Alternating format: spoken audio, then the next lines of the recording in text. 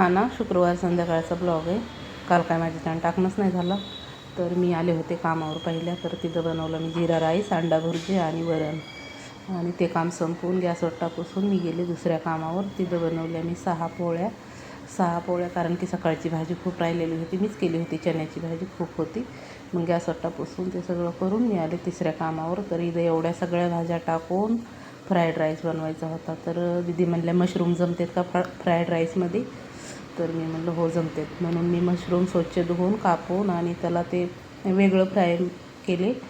आणि नंतर गाजर, मटार, पत्तागोबी, शिमला मिरची सगळं भाज्या अशा त्यांचा रंग थोडासा चेंज होईपर्यंत फ्राय केल्या आणि सॉस टाकले सगळे त्याच्यात. आणि फ्राईड राईस रेडी करून मी आले घरी. तर घरी माझा गॅसच संपलेला, सगळा झाला पचका. घरी मला बनवायची होती बिर्याणी, चिकन पण आणलं होतं.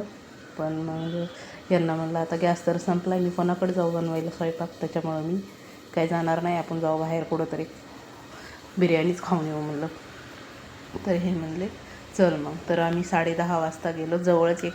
तर बिर्याणी खाऊन आलो तर आम्ही घरी. असा होता माझा छोटासा व्लॉग. आवडला तर